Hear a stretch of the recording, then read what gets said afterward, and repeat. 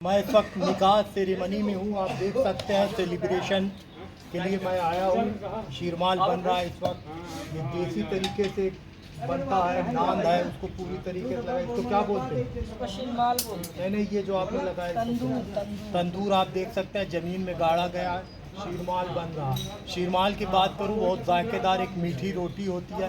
ये ईरान में मुहर्रम के वक्त तबर्रुक के रूप में बांटी जाती थी, जो धीरे धीरे होते हुए तैमूर लंग के पीरियड में इंडिया में आई थी। जब ये अवध में आई नवाबों के पास, तो नवाबों ने इसको, उनके शाही खानसामों ने कुछ हल्का कर दाल हो गई। शीर का अर्थ होता है दूध, माल का अर्थ होता है रगड़ना। दूध को रगड़ कर मेवा मसाला डालकर बनाया जाता है। क्या क्या पड़ा हुआ है शीरमाल में? इसमें खोआ पड़ा है, दूध पड़ा है, शीरमाल में मैदा पड़ा है, रिफाइन पड़ा है, डालडा पड़ा है, देसी घी पड़ा है, दूध पड़ा है, दूध से साना जाता है देसी घी दूध से। लगभग कितना बना रहे हैं, कितने किलो का शीरमाल? 20 किलो का। 20 किलो का शीरमाल बन रहा है। ये आप देख सकते हैं देसी घी में से दूध किया जाता है और ड्राई फ्रूट का भी इस्तेमाल किया जाता है। इसीलिए शीरमाल का जायका लोगों के सर चढ़कर बोलता है। शीरमाल की ख़ास बात यह है, इसको आप चाय के साथ भी खा सकते हैं, कुछ समय के लिए रखा भी जा सकता है। वहीं कुछ लोग कबाब के साथ भी खाना पसंद करते हैं। देख सकते हैं आप कितनी शानदार शीरमाल है। ये देखिए बहुत ही गर्म है और इससे ज़्यादा मटेरियल पड़ता है, बहुत खस्ता रहती है। उसको बाकरखानी कहा जाता है। बाकरखानी का एक रूप है, इसे शुद्ध इंडियन वर्जन आप कह सकते हैं, जो नवाबों के पीरियड में बाकरखानी से निकल कर शीरमाल में बदल गई। बहुत ज़्यादा गर्म है। इसका जायका भी आप देख सकते हैं, बहुत ही खस्ता होती है। ऑयल ज़्यादा इसमें नज़र आ रहा है। देसी घी का इस्तेमाल किया गया है। टेस्ट में भी बहुत लाजवाब है, ज़्यादा मिठास भी इसमें नहीं है। वाह, बहुत शानदार। इसीलिए शीरमाल अवध के एरिया में बहुत ही पॉपुलर है। जो भी शादियां होती है, खासकर मुस्लिम वेडिंग सेरेमनी होती है, वहाँ आपको शीरमाल दिखाई पड़ेगा। आप जैसे ही अवध से बाहर निकलेंगे दिल्ली वगैरह में, तो वहाँ शीरमाल में ड्राई फ्रूट का जम कर इस्तेमाल किया जाता है, बाकरखानी का इस्तेमाल किया जाता है, जिसे शीरमाल के रूप में बेचा जाता है। तमाम होटलों में मिलेगा। लेकिन ये शीरमाल की खासियत यही है कि अवध क्षेत्र में आपको दिखाई देगा। मैं हूँ आपका मेज़बान समर्थ साहब। चांद बाबू। चांद बाबू कहाँ के रहने वाले हैं? नैनी।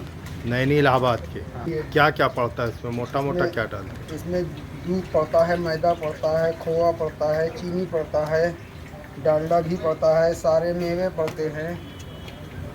इस वक्त क्या बना रहा है, कितना बना रहा है, कितने लोगों के लिए? इस वक्त 300 लोगों के लिए बन रहा है। अच्छा। शादी में कैसे ऑर्डर लेते हैं आप? 40 कांटेक्ट। रुपये किलो शीरमाल, 35 रुपये किलो रोटी।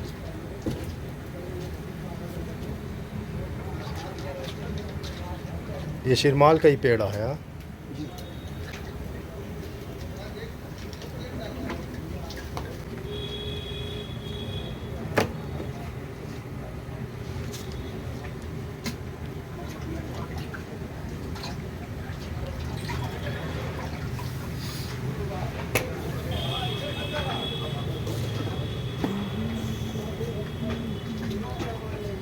अरे बाप रे बाप।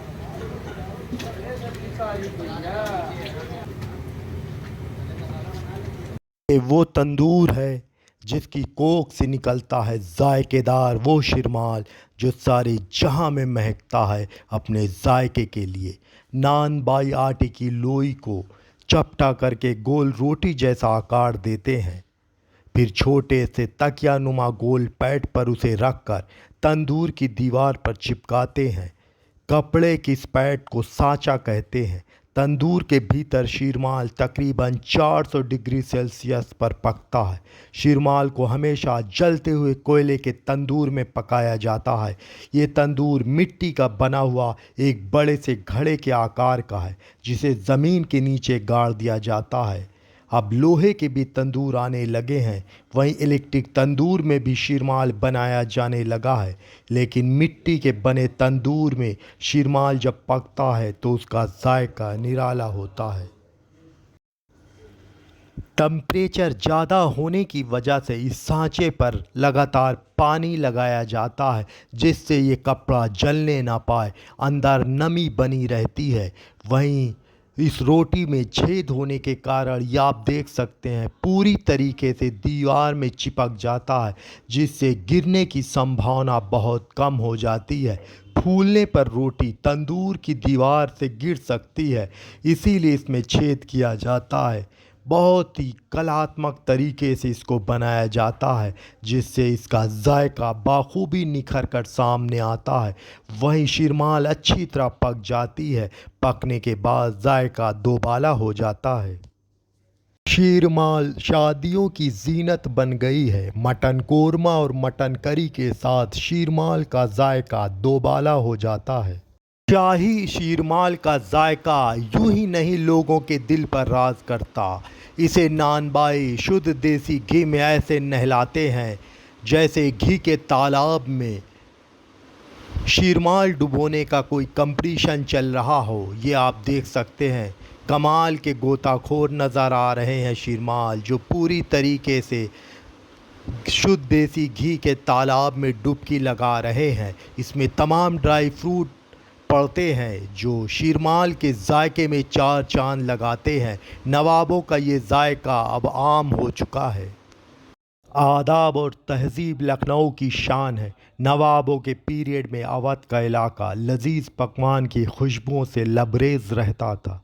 अवध के नवाब खाने और खिलाने के बहुत शौकीन थे। यही रीज़न था कि शान लखनऊ ने बहुत से जायकेदार रेसिपी को ईजाद किया। इसमें से एक है शीरमाल। जायके के कदरदानों को शीरमाल का जायका मदहोश कर देता है। बस शर्त यह है कि शीरमाल नवाबी स्टाइल में बना हो। सरजमी अवध में नवाब खानों की महक फ़िज़ा में बिखरी हुई है। दरअसल नवाबों को खाने और खिलाने का बहुत शौक़ था। उनके दस्तरखान पर तरह तरह की रोटियां थी। कहा जाता है कि 200 से अधिक विभिन्न वैरायटीज़ उनके दस्तरखान की जीनत थे। अवध के नवाब अपने दरबार में देश विदेश के मशहूर खानसामों को प्रश्रय देते थे। शीरमाल का इजाद नवाब नसीरुद्दीन हैदर के शाही खानसामा मुहम्मदू ने तकरीबन 1827 में किया था। बाद में उनके ही शागिर्द खानसामा अली हुसैन ने 1830 में लखनऊ में एक शीरमाल की दुकान खोलकर हर आम व ख़ास के लिए इसे मैसर करा दिया था। उससे पहले तैमूर लंग के पीरियड में ही फ़ारस से तफ्तान जैसी लजीज रोटी हिंदुस्तान आ चुकी थी। ये लजीज मीठी रोटी मुहर्रम के दौरान ईरान में तबर्रुक के तौर पर आवाम में तकसीम की जाती थी। फिर इसे तैमूर लंग के पीरियड में मुहर्रम के दौरान हिंदुस्तान में चलन में लाई गई। फ़ारस शाही खानसामा ने अवध के नवाबों को लजीज तफ्तान जैसी मीठी रोटी के जायके का दीवाना बना दिया।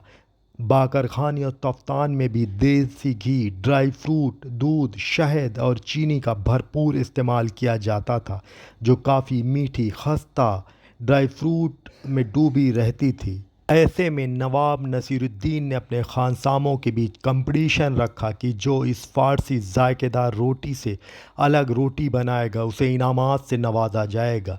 फिर क्या था, अवध के शाही खानसामों के बीच होड़ मच गई।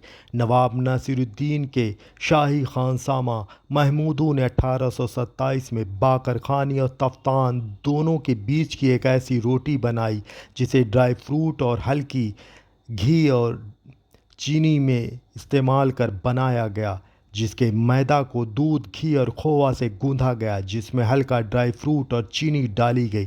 फिर इसे केसर, केवड़ा, इत्र से जायकेदार और महकदार बना दिया, जिसे नवाब के दस्तरखान पर पेश किया गया तो नवाब वाह वाह करने लगे।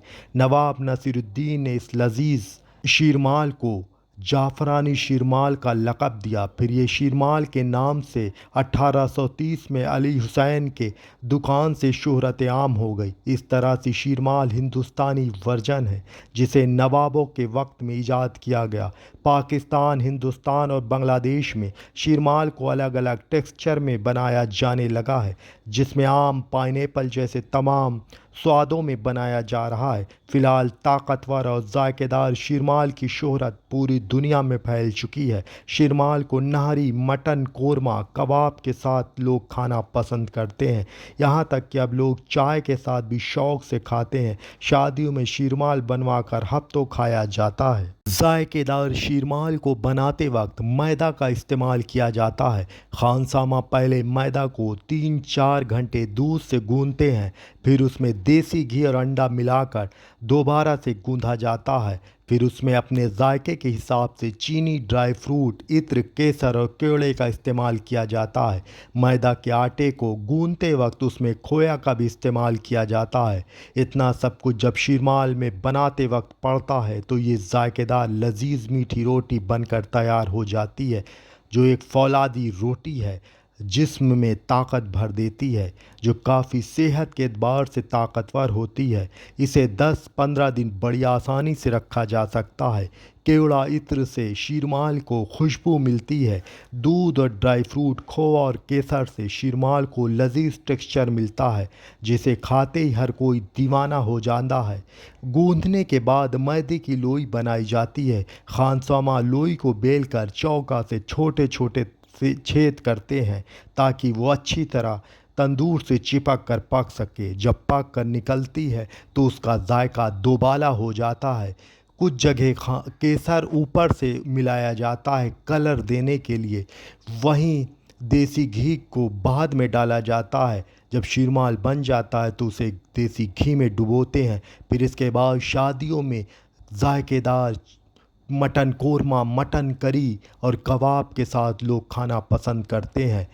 शादी में शायद ही ऐसा हो कि शीरमाल ना हो। अवध के ख़ासकर जो भी शादियां होती है वहाँ दस्तरखान पे आपको शीरमाल ज़रूर दिखाई देगा। शीरमाल का जायका मटन कोरमा और मटन करी के साथ जायके में 4 चांद लगा देता है।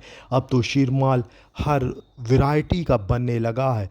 शीरमाल इलाके के हिसाब से बदलने लगा है। जब आप दिल्ली में जाएंगे वहाँ ड्राई फ्रूट का जमकर इस्तेमाल किया जाता है शीरमाल में। वहीं अवध के इलाके में शीरमाल के बाहरी परत में ड्राई फ्रूट आपको कम दिखाई देगा। मैदा को गूंथते वक्त ड्राई फ्रूट पीस कर भी डाल दिया जाता है। जब ऐसे में शीरमाल बनकर तैयार होता है तो लोगों को उसका जायका मदहोश कर देता है। शादियों में अब आम हो चुका है, शीरमाल ना हो तो ऐसा लगता है कि शीरमाल के बगैर जायका अधूरा है।